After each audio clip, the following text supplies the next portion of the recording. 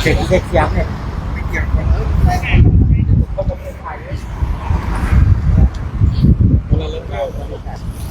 พุทโธธัมโมสังโฆสุขสวัสดีสุขสบายดีญาติโยมวันนี้ก็เป็นอีกมื้อหนึ่งเนอะศรัทธาญาติโยมมื้อนี้ก็เป็นอีกมื้อหนึ่งทางตากล้องเองเนาะก็ได้มาครับทางคณะอาจารย์พระเดชพระคุณพระอาจารย์โชคชัยหรือว่าทางคณะจาริกธรรมตามรอยบาทพระศาสดาตอนนี้ขบวนก็เดินมาฮอดแล้วเนาะตอนนี้ไปก็สิได้ไล่สดให้ญาติโยมได้เบิ่งได้ชมกัน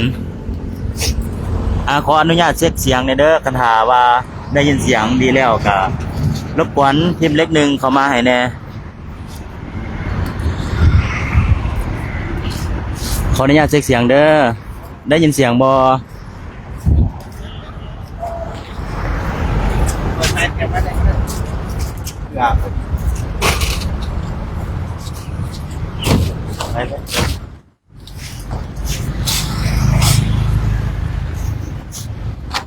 จังหวะยังเสียดายมันขออนุญาตเช็คเสียงเด้อครับได้ยินแจ้งอยู่บ่ทางคณะพระอาจารย์เพิ่นก็มาฮอดแล้วเด้อศรัทธาญาติโยม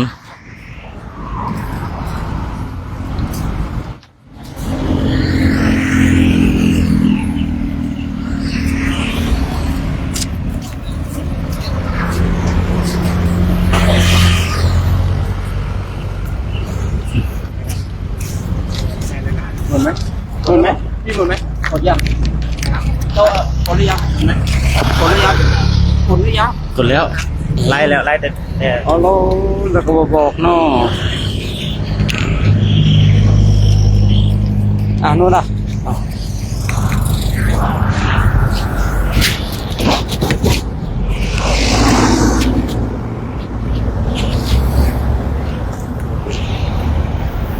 เดินไปก่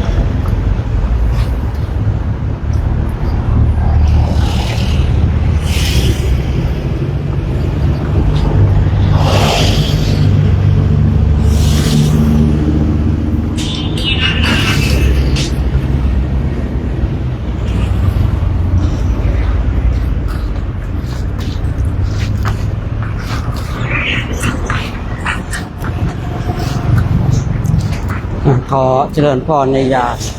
มเย็นเนาะเกือบจะ5 โมงเย็นแล้วเนี่ยศรัทธาญาติโยมก็มารับพระกันตอนนี้พระภิกษุสงฆ์ในโครงการจาริกธรรมก็อยู่ในเขตของอำเภอเวียงป่าเป้าเนาะ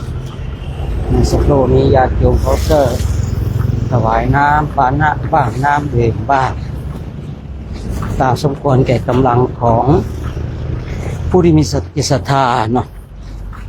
ส่วนพระเราก็เดินไปญาติโยมก็เกิดศรัทธาเขาเกิดถวายก็เป็นเรื่องที่ดีของเขาเพราะเป็นบุญของเขาส่วนพระสงฆ์ก็คงทำหน้าที่ต่อไปเดินเช้าเห็นคอมเมนต์หนึ่งว่าโอ้ยมาเดินทำไมไร้สาระไม่มีประโยชน์ไปทางอื่นดีกว่านั่นน่ะสิเนาะคือบางคนเนี่ยเห็นสิ่งที่มีสาระว่าไร้สาระแต่บางคนสิ่งที่ไร้สาระเห็นว่ามีสาระมากเหลือเกินคือจะมีสาระหรือไม่มีสาระกันแล้วแต่ว่าอย่างน้อยๆการเดินของพระภิกษุสงฆ์ก็ไม่ได้ไปทำร้ายหรือว่าทำลายใครไม่ได้สร้างความเดือดร้อนให้กับใครผู้คนทั้งหลายเห็นแล้วก็ เกิดปิติเกิดน้ำตาไหลหลายๆคราว ที่เดินผ่านแล้วมีคนเห็นพระร้องไห้ด้วยปิตินะร้องไห้ด้วยความปิติเกิดความเบิกบานใจนะบางคนเนี่ยรู้ข่าวว่าพระจะมาทางนี้นั่งรอเป็นชั่วโมง2 ชั่วโมงนะโอกาสอันนี้หาได้ยากวันนี้โชคดีแล้วก็ว่าประมาณนั้นนะเนาะได้ทำบุญใส่บาตรนี่คือคนทั้งหลายอาจจะมองว่าไร้สาระไม่มีสาระแต่ผู้ที่กระทำเช่นคณะพระสุธิมาจาริกท่านก็เห็นว่าเราไม่ได้ไปสร้างความเดือดร้อนให้ใครเราไม่ได้เดินในบ้านของเขาเนาะเนี่ยพูดตามภาษาหยาบๆหน่อยก็ไม่ได้เดินบนหัวใครนะหยาบนิดนึงฉะนั้นเนี่ยการที่พระภิกษุสงฆ์มาเดินเช่นเนี้ยคือท่านต้องเห็นว่าสิ่งที่ตนเองทำเนี่ยขอให้เกิดความสุขในชาติปัจจุบันของตนเองถึงแม้ว่ากายมันจะเหนื่อยถึงแม้ว่ากายมันจะเจ็บแต่ว่าใจมันมีความสุขกายมีความสุขเพราะบางคนนี่สบายกายแต่ใจทุกข์เหลือเกินมีหรือเปล่าเคยเห็นหรือเปล่าญาติโยมบางคนเนี่ยกายนี่สบายเนี่ยใจเนี่ยทุกข์เหลือเกินนะส่วนพระเรานี่ดูแล้วที่เพลินท่านเดินเท้าแตกเท้าพองนะหลวงพ่อท่านหนึ่งก็เดินไปก็กระเพกไปแต่ท่านก็สู้เพราะอะไรใจท่านมีความสุขกายเนี่ยพวกเรื่องของกายแต่ให้ใจมีความสุขไงคือคนเราเนี่ยก็คืออย่างที่ได้กล่าวไว้เนาะนานาจิตตังท่านทั้งหลายนั่นแล้วแต่มุมมองของคนว่าคนนั้นเขาเห็นว่าสิ่งที่มีสาระได้สาระหรือว่าสิ่งที่ไร้สาระมีสาระฉะนั้นเราท่านทั้งหลายคือการที่เราเห็นพระภิกษุสงฆ์ท่านสร้างความเพียรเช่นนี้ผู้พูดเองเนี่ยขนาดผู้พูดเองเนี่ยเห็นเนี่ยบางทีเกิดปิติเกิดความสุขเกิดความเบิกบานใจครับเห็นท่านเดินเป็นแถวเป็นแนวแบกบริขารของตนเองหนักบ้างเบาบ้างเดินก็เช้านอนก็ดึกถ้าท่านไม่เห็นประโยชน์ตรงจุดนี้เราไม่ได้บังคับนะท่านทั้งหลายแล้วเราไม่ได้มัดเขาไว้เราไม่ได้เชือกผูกเขาไว้นะเราไม่ได้มีสัญญาใดๆว่าถ้าใครกลับไปก่อนนี่ต้องปรับสินไหมปรับนู่นปรับนี่เปล่าเลยท่านทั้งหลายลองคิดเล่นๆดูนะเพื่อนคิดจริงจังการที่คณะพระภิกษุสงฆ์มาเนี่ยตื่นตี 3นอน 3-4 ทุ่มฉันข้าวมื้อเดียวต้องอยู่ในกฎอยู่ในระเบียบต้องมาเดินจงกรมนี้เดินเนี่ยประมาณ18-19 กิโลเดินจงกรมฉันข้าวมื้อเดียวต้องมานั่งสมาธิถามว่าถ้าท่านเนี่ยไม่เห็นว่ามีประโยชน์เดี๋ยวเนี่ย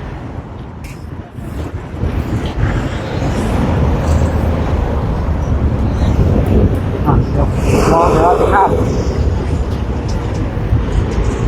เดี๋ยวถ้าท่านไม่เห็นประโยชน์เนี่ยท่านก็คงหนีกลับไปแล้วเพราะอะไรเพราะว่าด้านหน้ายังไม่พร้อมบอกกันการรถด้านหน้ารอชุดนึงรถนอนไปด้านหลังพร้อมไหม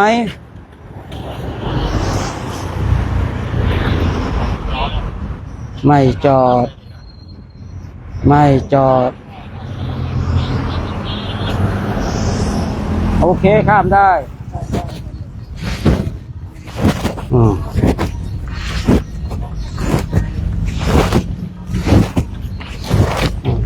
คือท่านที่มาจาริกเนี่ยเราไม่ได้มีการผูกมัดไม่ได้เอาเชือกมัดท่านไว้ไม่ได้มีสัญญาในการว่าถ้าท่านไปกลับไปก่อนจบโครงการต้องเสียค่าปรับไม่เลยทั้งหลายท่านเต็มใจอยู่นะบางคราวเนี่ยมาโอ้ย ไล่ก็มีท่านก็ไม่จับเพราะอะไรท่านเห็นประโยชน์นะจากการเดินจากการนั่งนะจากการอยู่เช่นนี้เนี่ยคือเราไม่ได้ผูกมัดท่านเลยนะเราไม่ใช่แหมมีการเขียนสัญญาว่าเข้าร่วมโครงการแล้วถ้าใครอยู่ไม่ครบนี่จะต้องถูกปรับเงินเท่านั้นเท่านี้เนี่ยเราไม่มีเลยบางคราวจะมาโอ้ยใครพอใจอยู่ก็ไปดิ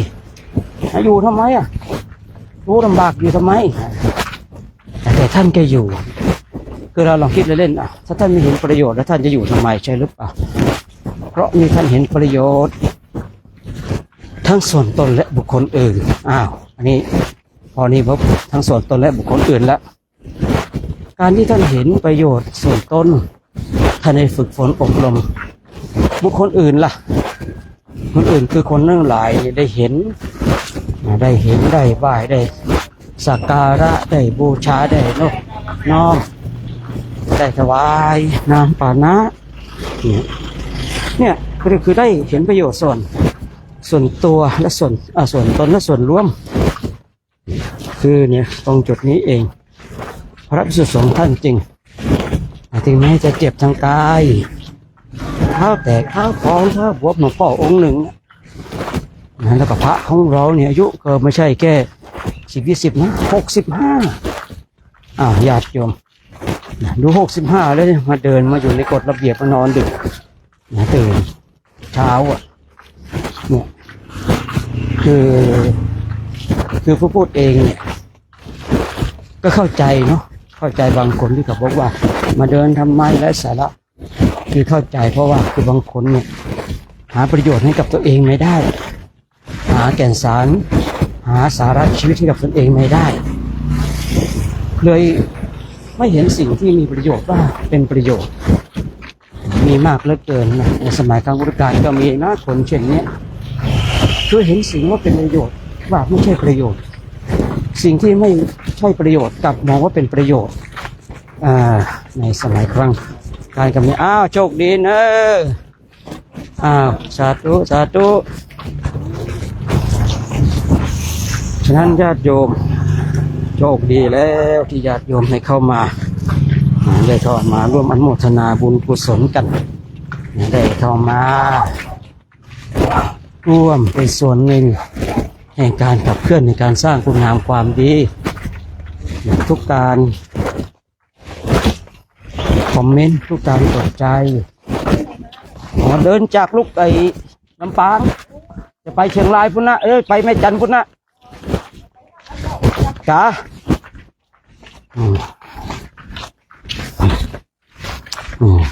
อย่างเราทั้งหลายถือว่าโชคดีแล้วเนาะได้เข้ามาร่วมอนุโมทนาจะมาสาธุในมากดไลค์กดแชร์ได้มาทำสิ่งที่ดีงามกันญาติโยมฉะนั้นอาตมาภาพจึงบอกว่าจงรักษาความดีดุจเกลือรักษาความเค็มมะเขือนั้นรักษาความเค็มจะอยู่ตรงไหนก็มันก็เค็มอยู่ตลอดเวลาคนเราเองต้องรักษาความดีเนาะดูดเกลือรักษาความเค็มท่านทั้งหลายเห็นว่าสิ่งนี้มีประโยชน์เราก็สาธุท่านทั้งหลายเห็นว่าสิ่งนี้มันไร้ประโยชน์เราก็เฉยๆไปก็ไม่มีใครว่าอะไรยังไงเนาะฉะนั้นท่านทั้งหลายก็มาร่วมอนุโมทนาบุญกันร่วมอนุโมทนาบุญกับพระคุณเจ้าของเราอีกไม่นานแล้วเนาะอีกไม่ไกลแล้วเดี๋ยวก็จะถึงจุดหมายปลายทางของเราในวันนี้นะในวันนี้ในแต่ละวันการเดินของเราก็มากบ้างน้อยบ้างก็คือแล้วแต่โอกาสจะเอื้ออำนวยแล้วแต่ระยะทางแล้วแต่พื้นที่ก็มีองค์ประกอบหลายอย่างเนาะวันนี้ก็18-19 โลโดยประมาณเนาะวันนี้ก็มีญาติธรรมญาติโยมจะได้ถวายสิ่งของเนาะเดี๋ยวรับพรก่อนเดี๋ยวใส่องค์ต่อไปเนาะรับพรก่อนเนาะ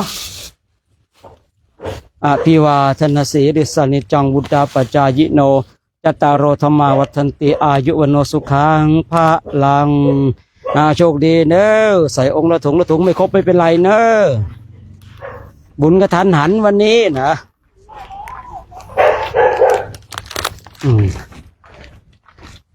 บางทีเนี่ยเราเดินมาบางทีญาติโยมเขาก็เห็นแล้วเกิดศรัทธากระทันหันนะไม่รู้ว่าพระจะมาอย่างเงี้ยเนาะเขาคว้าอะไรได้เขานึกอะไรได้เขาก็เอาสิ่งนั้นแหละบางคนทันน้ำนะบางคนทันขนมบางคนทันมาบางคนรู้อะไรก็เอาปัจจัยถามว่าช่วงบ่ายช่วงเย็นแบบนี้มันรับอาหารได้อย่างไรไม่ใช่เวลาคือเราต้องเข้าใจว่าคือเรารับมาเราไม่ได้ฉันเราก็สละเป็นของกลางเป็นของสงฆ์ไปนะพรุ่งนี้เช้าพรุ่งนี้เช้าเนี่ยจะได้ประเคนให้ท่านได้ฉันเพราะเรามีทั้งพระมีทั้งแม่ชีมามีทั้งโยมมีทั้งแม่ชีมา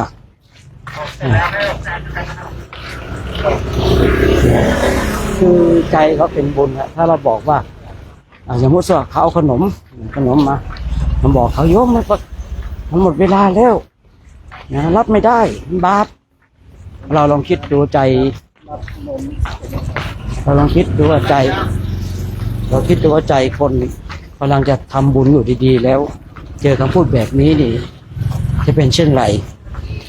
ใจบุญอยู่ดีๆมันก็แป้วเลยสิมันก็หมดอะไรเลยจิแต่ถ้าว่าเรารับแล้วก็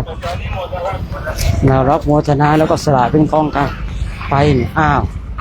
เดินตรงนี้ก่อนฝั่งนี้ก่อนแล้วคนที่เขาถวายเป็นไงเขาดีใจเขาก็ได้บุญสิเนี่ยท่านทั้งหลายสิ่งเหล่านี้เราก็เราจะได้คันนี้จะเอาจะได้จะเลี้ยวซ้ายเลี้ยวขวาเลี้ยวหน้าเลี้ยวหลังยังไงนี่จะได้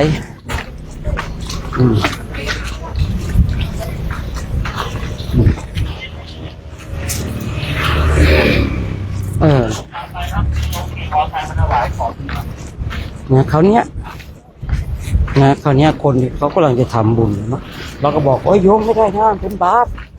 ถวายไม่ได้มันหลังเพลแล้วถวายบวกนิ่งกับบาปอะไรเงี้ยมันไม่ถูกรับไม่ได้ผิดเนี่ยโยมลองคิดดูว่าคนที่ใจเขากำลังเป็นบุญเป็นกุศลอยู่ดีคำแบบนี้จะเป็นยังไงก็เศร้าใจสิญาติโยมเนี่ยของเรานี่ก็คือเรามาเนี่ยเพื่อประโยชน์ตนและประโยชน์ผู้อื่นด้วยประโยชน์ตนก็ต้องได้ประโยชน์ผู้อื่นก็ต้องได้เหมือนกันคือเราได้ทั้งประโยชน์ตนและประโยชน์ผู้อื่นก็เนี่ยเราท่านทั้งหลายบางคนบางท่านมันผิดเราสอนเรื่องทานเราสอนเรื่องบุญเมื่อเราสอนเรื่องทานสอนเรื่องบุญเนี่ยคือแล้วมีคนมาทำบุญสวนทานเนี่ยเราว่าผิดหรือว่าบาปเนี่ยมันก็จะแย้งกันคือทำไมเราจะไม่รู้นะบางทีว่าเรารับมันไม่ถูกต้องเนี่ยนะแต่เราพยายามที่จะอนุเคราะห์ญาติโยมให้ญาติโยมได้บุญได้กุศลกันนี่แหละคือสาระสำคัญบางคนบางท่านบอกว่ามันผิดรับไม่ได้เป็นพระไม่รู้เรื่องรู้ราวบางคนก็ไปถึงขนาดนั้นนะแล้วบางคนไปถึงขนาดนั้นก็พูดกันเลยไม่รู้จะว่าอย่างไงเราไปทางซ้ายเราข้ามถนนได้ไหมมีรถไหมครับจะข้ามถนนข้างหลังมีรถไหมครับเยอะเลยครับบอกว่าข้ามได้ครับบอกเขาเวลาอยู่ในเมืองเนี่ยต้องติดกับตัวตลอด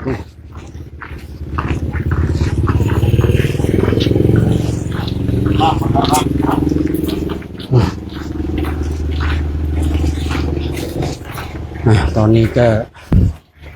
ไม่ไกลเท่าไรเลยญาติโยมตอนนี้เราก็เดินออกจากถนนใหญ่เพื่อจะเข้าสู่ที่พักแล้วเห็นแล้วมืดเลยญาติโยมเนาะเริ่มมืดแล้วเพิ่ง5 โมงเย็นเองนะแต่วันนี้ก็มืดแล้วนะพระอาทิตย์จะลาแล้ว ระอาทิตย์ได้บายบายแล้วนะแต่พระเราลาไม่ได้บายบายไม่ได้พระเรายังบายบายไม่ได้ยังลาไม่ได้พระเราต้องเดินต่อไปต้องเดินแบบนี้ทุกวันนู้นถ้าจะไม่ถึงวัดดอยเทพนิมิตรนะแล้วก็ไปภาคกลางอีกเป็นภาคกลางอีกหลายวันแล้วก็ไปเดินที่ประเทศอินเดียอีก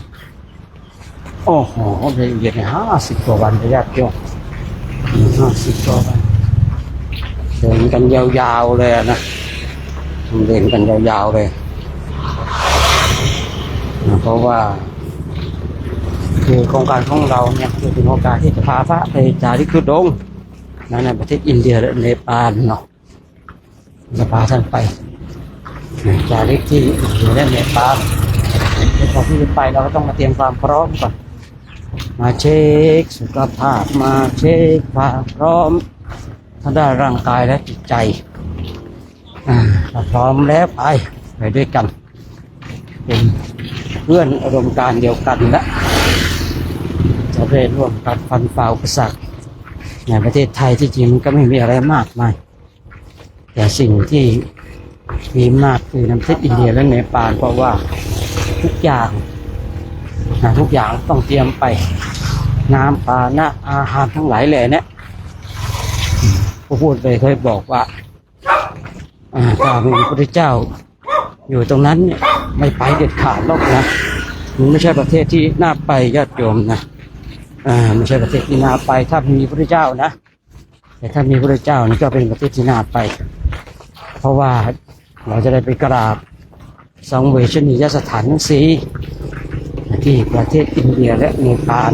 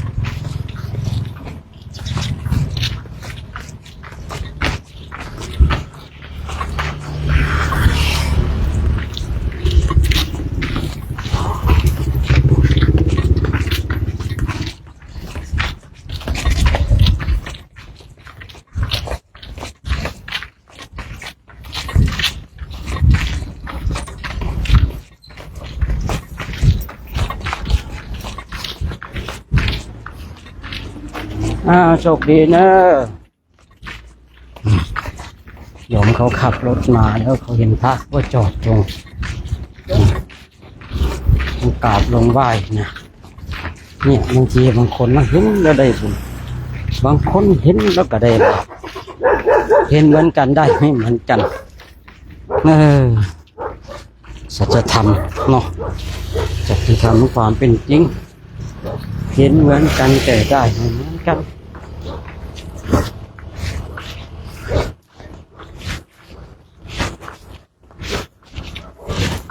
เดี๋ยวเราลงไปกันเลยลงไป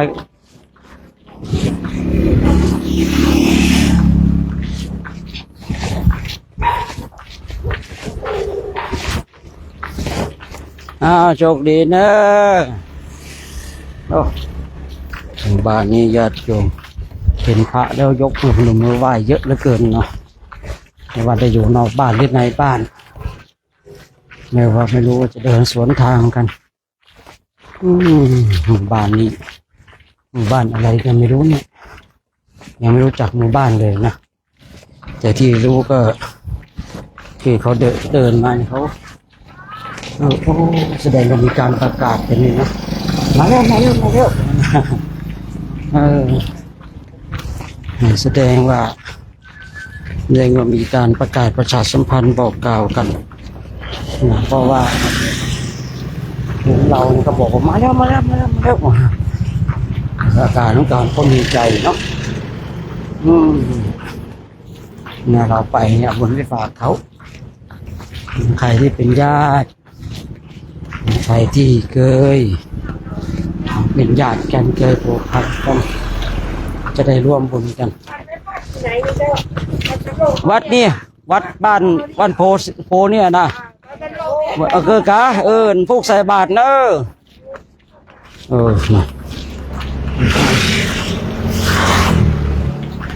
นี่คนบางคนเขา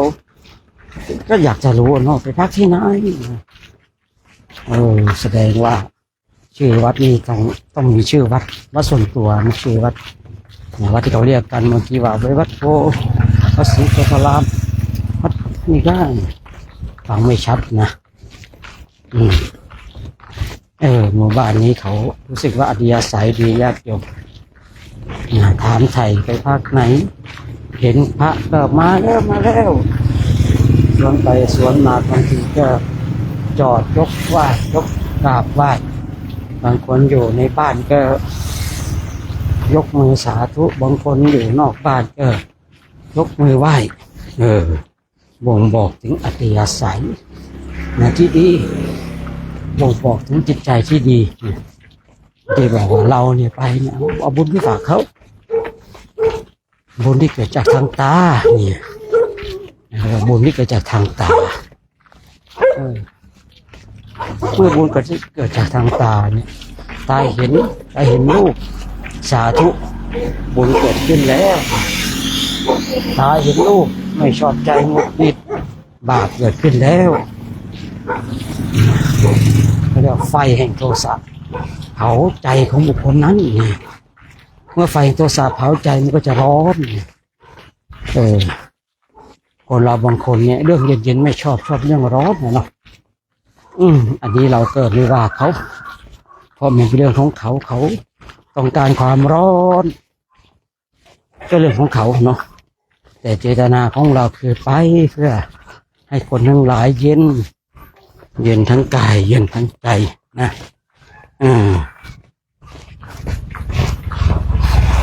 เย็นทั้งกายเย็นทั้งใจเนาะ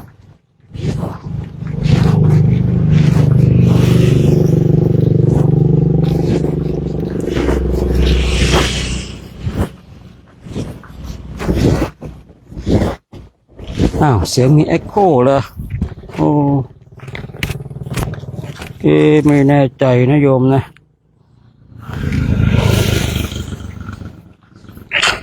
ไม่แน่ใจนะโยมนะ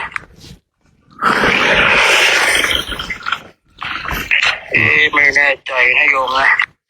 ทำไมเสียงเป็นอย่างนั้นล่ะนะฮะเอาแล้วนะ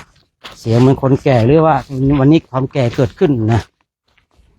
ได้โยมไม่ต้องมันน่าจะตั้งอะไรสักอย่างเตรียมทำถนนรถข้ามไปก่อน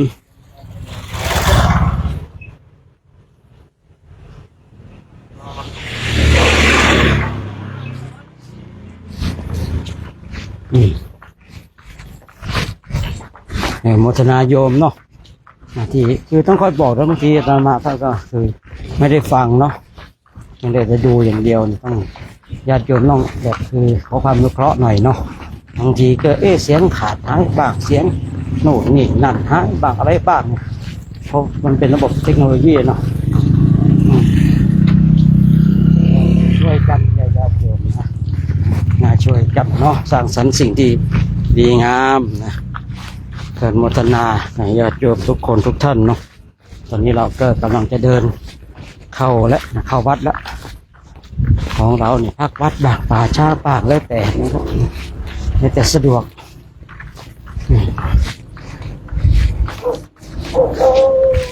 บางทีเราก็พักวัดบางทีเราพักป่าช้า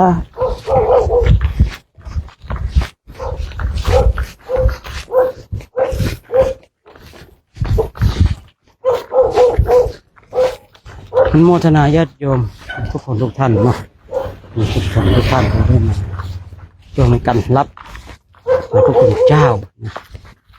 พระคุณเจ้าก็ทำหน้าที่ของตนเองเป็นอย่างดี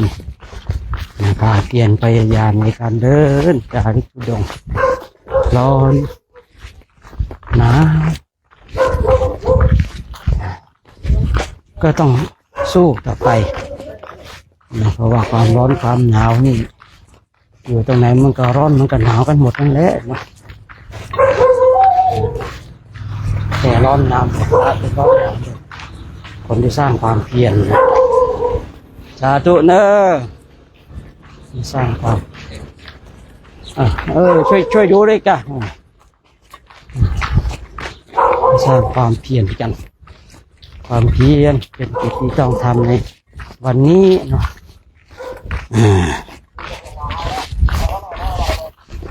ใครจะรู้ความตายในวันพรุ่งนี้เรามาสร้างความเพียรกันญาติโยมญาติโยมก็มาเป็นส่วนหนึ่งของความเพียรของพระคุณเจ้านะมีเข้ามาชมเข้ามาไล่เข้ามาคอมเมนต์เนาะ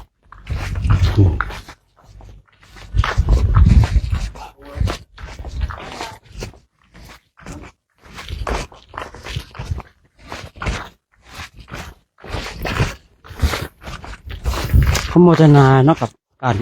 ร่วมอนุโมทนาบุญนะของญาติธรรมทุกท่านเนาะญาติธรรมที่ได้ร่วมกันนาสาธุการนะร่วมกันคอมเมนต์ร่วมกันกดไลค์กดแชร์ก็ขออนุโมทนาสาธุการโชคดีนะ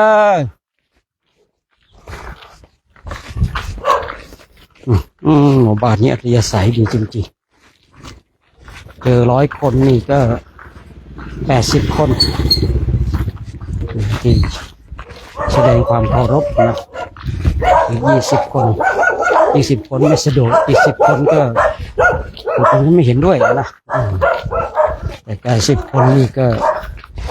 แสดงความเคารพ10 คนนี่ไม่พร้อมอยู่ในสถานการณ์ที่ไม่พร้อมอีก10 คนนี่ก็ผมอาจจะไม่ชอบเนาะเพราะว่าคนเราจะให้ทุกคนชอบเหมือนกันหมดคงเป็นไปไม่ได้นะตอนนี้เราเห็นยอดเจดีย์แล้วโยมนะตอนนี้เดินถึงใดแล้วเดินถึงอำเภอเวียงป่าเป้านะตอนนี้เดินถึงอำเภอเวียงป่าเป้าแล้วนะพวกนี้ก็คงจะเข้าเขตแม่ขจาแม่สวยเนาะพอแม่สวยก็จะเข้าไปทางโน้นละทางตัวเมืองทางเชียงรายหลบๆไปทางโน้นน่ะแล้วก็ไปดูอีกทีหนึ่งว่าจะไปทางไหนเนาะ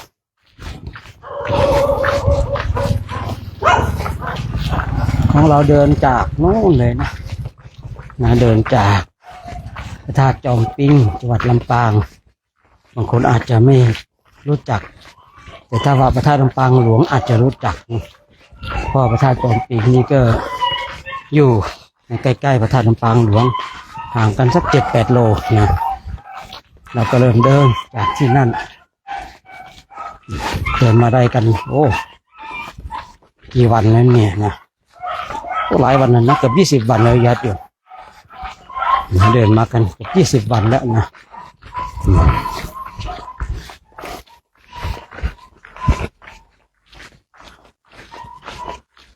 โอเคเห็นแล้วยอดเจดีย์แล้วนะ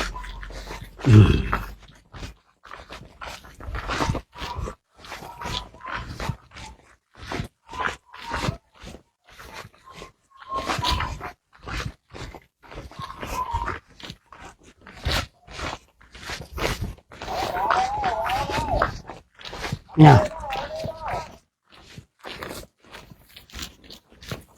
ตอนนี้เราเห็นเราเข้าวัดจับพายเจ้าหน้าที่เราที่มาก่อนมาดูสถานที่เทค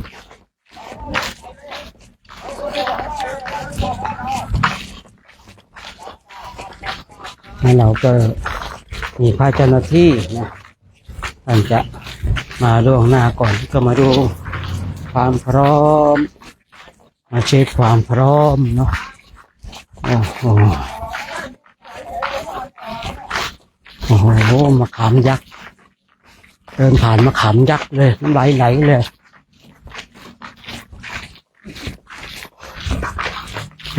เอาละวันนี้ชิเต็งเมเราชนะแล้วชิเต็งเมนะเราชนะแล้วชิเต็งเมเราชนะแล้วเราชนะแล้วอ้าวชิเต็งเมเราชนะแล้วชิเต็งเมเราชนะแล้วโอ้โหชนะแล้วใครไม่ชนะเราชนะแล้วนะอ้าวโมทนาญาติโยมทุกคนทุกท่านโชคดีมีใจเดี๋ยวไปดูท่ากลางเต็นท์กันเด้อครับผมสาธุครับไอ้ตัวปิงกลางไปแล้ว วัดอีกอย่างก่อนวัดเด่นใดวัดอันใดมันวัดศรีโพธารามจังหวัดเชียงรายเนาะ ที่เดียวใช่ไหมครับอาจารย์ฝั่งนู้นใช้ได้ไหมห้องผู้หญิงอ่ะใช่ตรงนี้หมดเลยนะสองฝั่ง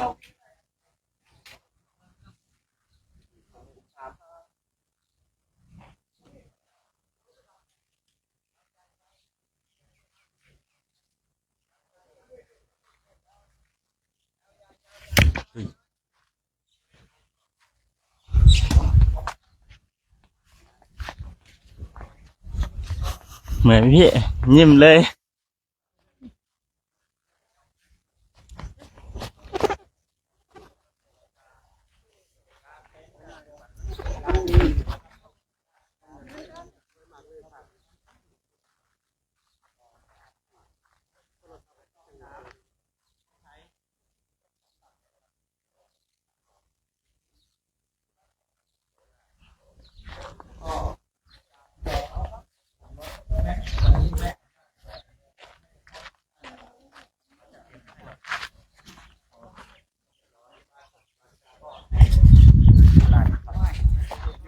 ยิ้มเลย ห้องน้ำของโยมอยู่ด้านหลัง พี่วัดอะไรนะวัดอะไร วัดศรีโพธาราม วัดศรีโพธารามวัดศรีโพธารามวัดศรีโพธาราม โพธาราม วัดศรีโพธารามสุขสวัสดีสุขสบายดีญาติโยมไม่ออกขอออกที่สมที่เรียนมาเห็นในคลิปนี้เนาะเส้นเก่าเส้นเคยมื้อนี้ก็มาถึงบอนหักบอนเศร้าแล้ว มาถึงวัดโพสีไสยารามจังหวัดเชียงราย แต่ยังไม่ทันฮอดวัดดอยเฮมิมิตรเนาะแต่ตอนนี้อยู่จังหวัดเชียงรายแล้วงานชายหาดเบิ่งหาบรรยากาศเด้อฟังพระเจ้าประสงค์ทางพ่อแม่ครูบาอาจารย์เพิ่นกำลังกางเต็นท์ มาพูดเลยไง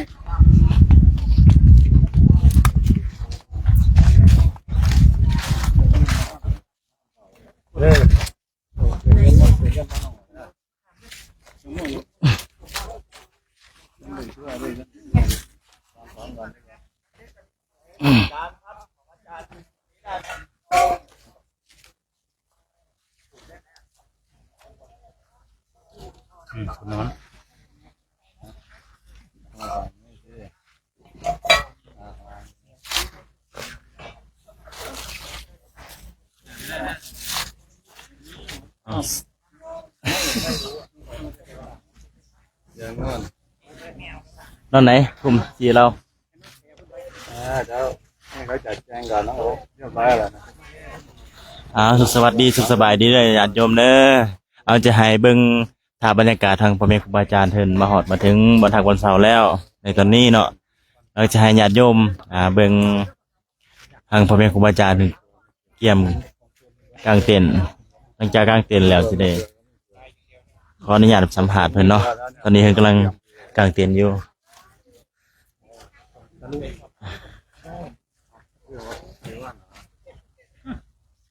ใช่คิดได้กับหรือว่าเชื่อ ผมจะพูดน้อยๆก็ผมเหนื่อยกับการพูดใต้ไม่เข้มเพราะมันงงมัน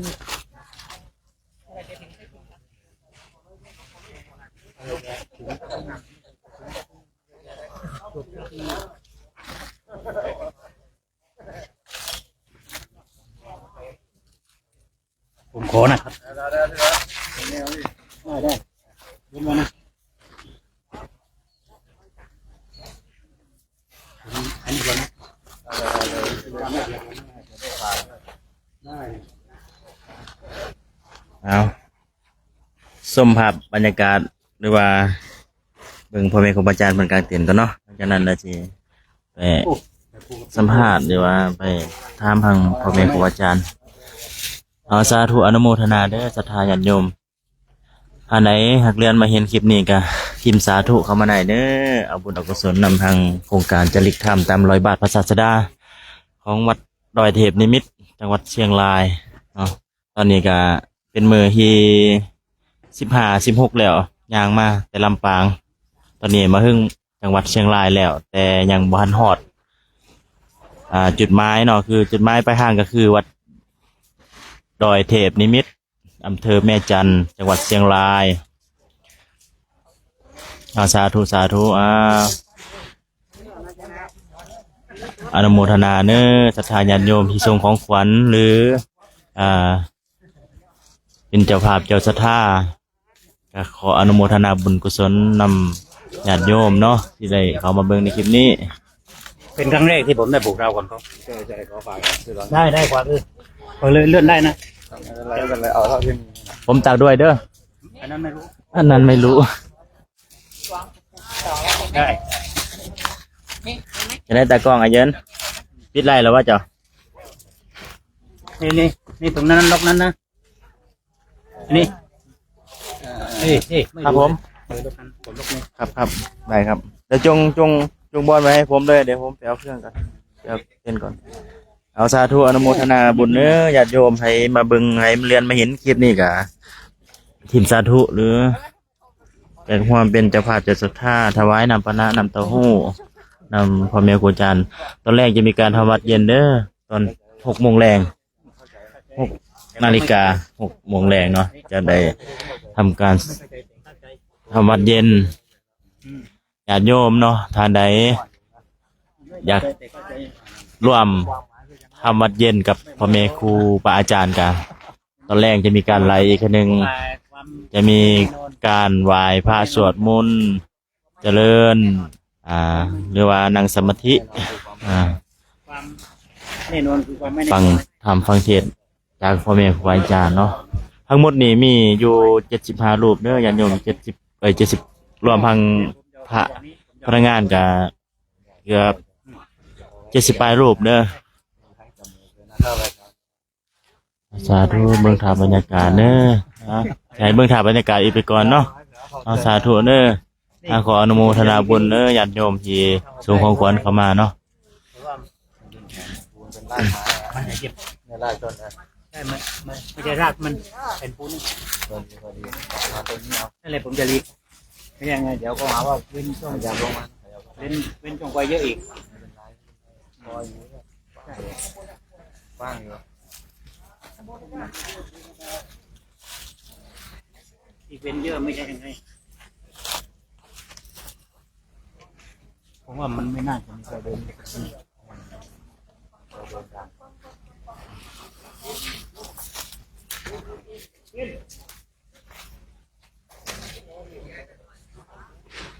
เดือนแล้วเฉพาะตอนนี้เราเอาของ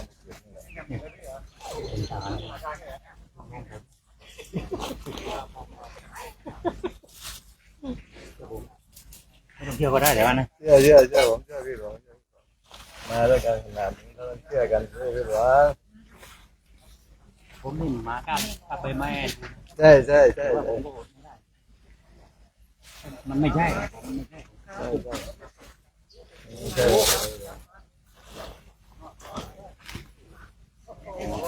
พอดีแล้วหรอวะเอาหมอขึ้นมานี่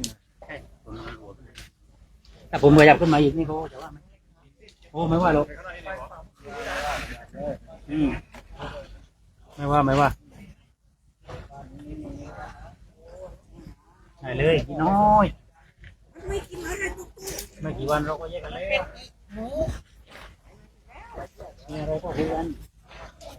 อยากได้อารมณ์กันแต่ว่ามันความรู้สึกไม่ดีเก็บความรู้สึกที่ดีๆไว้ให้กันดีกว่า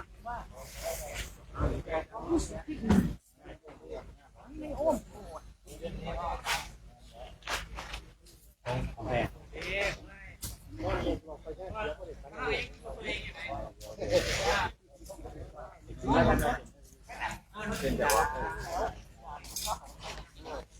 พวกนี้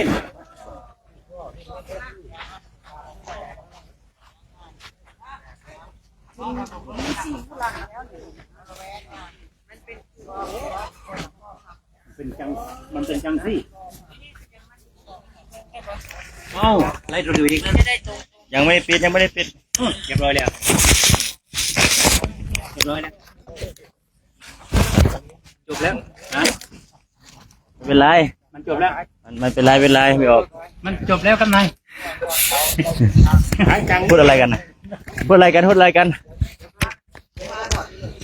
มันจบแล้วครับนาย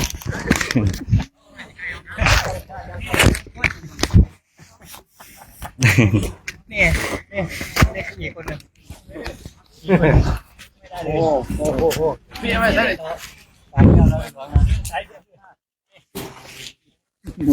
สุขสวัสดีสุขสบายดีเด้อญาติโยมเด้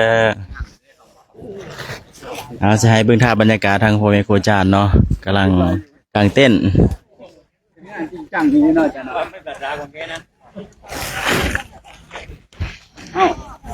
ก้าว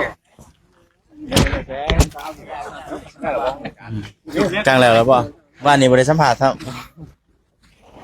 เดี๋ยวให้พี่ออกให้นำเข้ามาอย่างเอาบอกไปนำเลยก็ได้นะกลางเต้นไปนำเขาหน่อยสาธุเนี่ยเขาหน่อยนี่ไปสาธุขออนุญาตสัมผัสด้วยว่า ขอเจริญสุขเจริญพรพุทธบริษัททั้งหลายออกไม่ออกเนาะมื้อนี้ก็กำลังมาฮอดกำลังกาเกียมเครื่องเนาะเต็นท์ของเฮาก็ตอนแรกก็มีการสวดมนต์เนาะญาติโยมก็สวดน้ำกันก็ได้เด้อยามแรงภาวนาในบุญนะ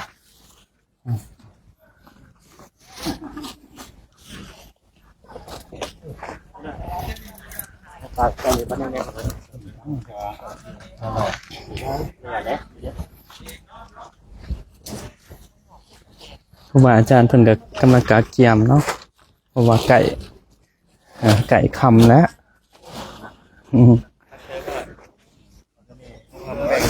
ขออนุโมทนาญาติโยมเนาะที่ว่ามาเบิ่งไลฟ์สดในมื้อนี้เนาะ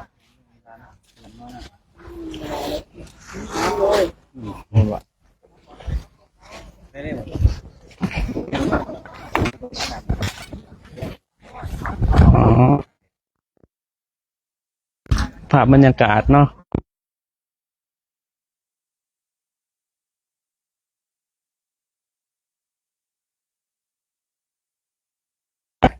ก็มีความคึกคืนเนาะขอเจริญสุขเจริญพรพ่อแม่ออกอีกทีหนึ่งเนาะที่ว่าได้มาชมไลฟ์สดในมื้อนี้เนาะก็มีธรรมะนิดนึงเนาะก็บ่ร้ายดอกเพราะว่าไกลค่ำแล้วมื้อนี้ก็ผู้นำทางกับพระอาจารย์โศกเนาะนำทางก็เดินทางก็คือคืนแน่เนาะก็รู้สึกว่าดีแน่เพราะว่าได้มีสติเวลาย่างได้ฝึกสติไปนำก็สิมาเว้าหน่อยนึงธรรมะญาติโยมทุกคนที่ว่าได้มาชมไลฟ์สดในมื้อนี้ก็ขอเจริญสุขเจริญพรเนาะขอให้มีสุขภาพเข้มแข็งเด้อสุขภาพเข้มแข็งเหมือนทุกคนก็ เป็นจะได้ติดแจ๊กนะครับ แตกอยู่ในหนึ่ง บดีเหรอ แตกอยู่ในหนึ่งอย่างจะได้กับสู่เนี่ย สู่สู่ส้น ที่ว่าจะมาบอกในมื้อนี้เนาะก็เดี๋ยวมาเดินทาง ได้เห็นคนแก่ๆหน่อยหนึ่งเนาะก็เลย โอ้รู้สึกในใจว่า มันสะเทือนใจเนาะก็เลยว่ามาคิดเห็นโยมแม่โยมพ่ออยู่เฮือนนะคิดเห็นว่าเพิ่นก็ส่วงที่ว่าเพิ่นยังมีชีวิตนะโยมพ่อในคิดเห็น เพราะว่าอาตมาเนาะที่ว่า เขามาบวชอยู่วัดก็แบบว่าได้เบิ่งแย่งกับบ่ค่อยพอปานใดเนาะบ่ค่อยพอปานใดเพราะว่ากับบางเทื่อก็ได้เข้าปฏิบัติได้เข้าร่วมนำพ่อแม่ครูบาอาจารย์เพิ่นเนาะได้ไปปฏิบัติก็มีเวลาหน่อยเนาะในช่วงที่ว่าระยะที่ว่าเราป่วยโยมพ่อก็ในช่วงนั้นก็ได้มีโอกาสได้ไปเบิ่งเราอยู่เนาะโอ้ยแต่ปีกายน่ะมาได้ปินปัวมากอะเกือบเขาปีเนาะสุดท้ายก็แพทย์หมอก็รักษาบ่ได้แล้วก็ได้สิ้นชีวิตลงเนาะอย่างว่าโอ้มาคิดเบิ่งผู้เฒ่าผู้แก่ยามตามทางคิดเห็นแหละน้ำตาจนสิไหลได้ญาติโยมเพราะว่าได้เฮ็ดหน้าที่ก็บ่เต็มร้อยพอปานใดนะก็ยังดีนะเพราะว่าดีแบบไหนอาตมาเนี่ยยังได้ไปบอกเพิ่นแบบว่าให้เพิ่นตั้งอยู่ในศีลหานะตั้งอยู่ในศีลหาได้ไปบอกธรรมะให้เพิ่นเนาะก็ยังดีใจอยู่แต่ว่าการเบิ่งการแย่งก็ได้อยู่แต่ว่าบ่ปานใดเนาะแม่นเพราะว่าในส่วนที่ว่าเฮาบวชนี่มันก็คือว่าน่ะเนาะกิจวัตรของนักบวชบ่คือทางนอก เป็นจะได้มื้อนี้หน่อยโดยรวมแล้ว แบบว่าเนาะในมื้อนี้ก็เห็นผู้เฒ่าผู้แก่ก็เกิดมีธรรมะญาติโยมผู้ที่ว่ายังมีพ่อแม่เนาะก็อยากให้ฝากเบิ่งนะก่อนเฮาสิเฮ็ดหยังทำหยังหรือว่าสิให้ทานต่างๆเนาะก็อย่าทิ่มพ่อแม่ก่อนเนาะอย่าทิ่มพ่อแม่เด้อต้องให้พ่อแม่ก่อนนะต้องเอาให้ก่อนให้เพิ่นอิ่มก่อนนะเฮาจังให้คนอื่นนะเพราะว่าการที่ว่าจะตอบแทนบุญคุณพ่อแม่นี่มันมีหลายได้เนาะเพราะว่าเพิ่นมีพระคุณหลายต่อเฮานะมีพระคุณหลายอย่างทางใจแนวใดเนาะทางใจก็คือว่าเว้าดีๆเนาะเลี้ยงทางกายก็เอาเขาเอาน้ำให้เราอันนะเอากระเป๋าดีๆม้วนๆพ่อเอ้ยแม่เอ้ยเฒ่าแก่แล้วให้เขาวัดเขาว่าเขาก็เว้าดีๆนะบ่เว้ากระโสกหายอีสังต่างๆนะแต่ว่าเฮามาเบิ่งในความเป็นจริงเนาะที่ว่าในปัจจุบันนี้เนาะที่ว่าผู้ที่ว่ายังมีพ่อแม่ก็ปล่อยปลาละเลยไปนะแบบบ่เบิ่งบ่แย่งเวลาเจ็บเวลาไข้ก็บ่สนใจเนาะอันนี้มันก็เกิดความสะเทือนใจเนาะเราอยากกินของกินกับบ่ให้เรากินแบบว่าบ่ได้ซื้อนะมาสุดท้ายเป็นจังได๋สุดท้ายช่วงที่ว่าเราป่วยเอาของมาให้เราก็กินบ่ได้แล้วในช่วงนั้นเนาะช่วงที่ว่าเรายังมีชีวิตนี่นะเฮาเลี้ยงทางกายทางใจนะในช่วงยังมีชีวิตอยู่เนี่ยสรุปย้อน โอ้เอาย้อนๆเนาะก็การตอบแทนเนาะตอบแทนพ่อแม่ก็เอา4อย่างเด้อญาติโยม4อย่างมื้อนี้เนาะว้าวยาวหลายเนาะ4อย่างคือว่าเพิ่นบ่มีศีลก็ให้เพิ่นมีศีลเนาะเพิ่นให้เพิ่นตั้งอยู่ในศีลบ่มีศรัทธาก็ให้เพิ่นตั้งอยู่ในศรัทธาบ่มีจาคะก็ให้เพิ่นตั้งอยู่ในจาคะบ่มีปัญญาให้เพิ่นตั้งอยู่ปัญญาอั อันนี้นะคันผู้ใดเฮ็ดได้บ่ว่าจะเป็นนักบวชหรือว่าญาติโยมเนาะถือว่าตั้งพ่อแม่ไว้ถึงสวรรค์เนาะผู้ใดเฮ็ดได้อันนี้ก็พอสรุปสั้นๆซำนี้เนาะวิธีการตอบแทนบุญคุณพ่อแม่ ที่หายากมากเลยเนาะ แม่น 4 อย่างศรัทธาศีลจาคะและก็ปัญญาสุดท้ายนี่ก็บ่มีหยังเด้อญาติโยมเด้อก็ขอให้ญาติโยมทุกคนจงมีแต่ความสุขทางกายและทางใจเจริญโดยศีลด้วยธรรมเนาะเจริญโดยทรัพย์ภายนอกภายในขอให้ญาติโยมทุกคนพ้นทุกข์โดยทั่วกันทุกคนด้วยเถิด ตอนแรกอย่าลืมเด้อพาฟ้าในตอนแรกทำวัดเย็นน้ำกัน บ่ง่ายเนาะ มาเป็นยังกันหน่อยสาธุสาธุขอบใจเด้อพระอาจารย์เด้อ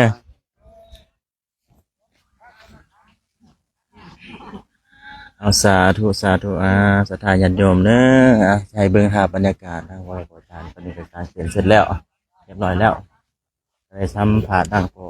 อแม่ครูอาจารย์มาจากสปปลาวเนาะขออนุญาตเว้าภาษาลาวเว้าภาษาอีสานเด้อว่าบางท่านบางคนก็เว้าภาษาบางท่านบางคนก็เว้าภาษาไทยบ่ค่อยได้เนาะนี่ก็คือเน้นมาจากสปปลาวนั่นน่ารักนะที่เรียนเองนะเน้นนี่ก็ได้ตัวน้อยก็โมญาติโยมสาธุท่านได้ญาติโยมอยากถวายน้ำเต้าหู้ให้สามเณรก็ที่ดื้ออีกนะเน้นนี่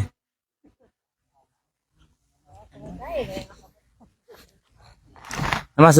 มัสการปู่ใหญ่เป็นจังได๋ขน่อยมื้อนี้ โอ้ปวดขา ปวดขาหลาย ปวดขาเสียวแวบขึ้นมาถึงนี่เลย เหรอย กขาไม่ขึ้น ยกขาไม่ขึ้นแต่สู้อยู่เนาะไม่วันนี้ไม่ได้ขี่รถเนาะ ไม่ ได้ขี่รถวันนี้นะ โซ่ มีพา โซ่เอาแค่เกือบแพ้ เกือบแพ้ สาธุ โซ่ให้จนเกือบแพ้ ขออนุโมทนาบุญเด้อพ่อใหญ่เฮาเอาท่านจุดขาเดิน ปวดเก่า ปวดมากแต่ว่าท่านไม่ยอมขึ้นรถท่านว่าท่านจะสู้ไปกับพ่อแม่ครูบาอาจารย์เนาะทางคณะสงฆ์ ยามาช่วยมั้ง เอาสาธุขออนุโมทนาบุญเด้อตุ่มๆยังน้อยเนาะ เต้นครับ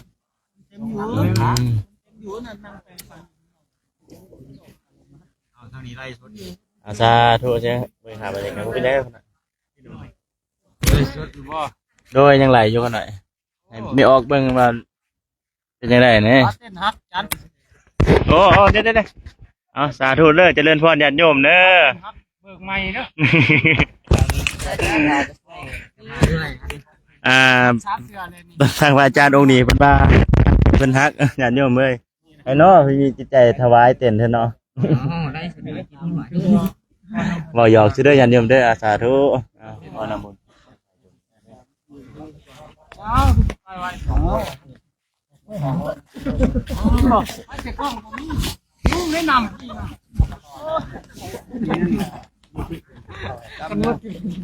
ได้พี่นาย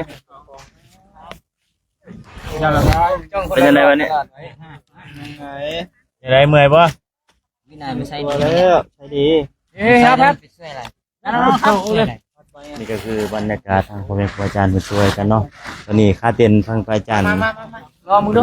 ฮักเนาะเดี๋ยวมีเน้นมีทางพ่อแม่ครูอาจารย์ท่านจะมีเนาะมาช่วยกันแล้วสิแล้วญาติโยมทางคณะอันจริกธรรมตามรอยบาทพระศาสดาของพระเดชพระคุณหลวงพ่อสำเริงเนาะเพิ่นก็มีหยังเพิ่นก็ช่วยเหลือกันครับเพิ่นมีหยังเพิ่นก็ช่วยเหลือกันเป็นว่าเล็กๆน้อยๆเพิ่นก็ช่วยเหลือกัน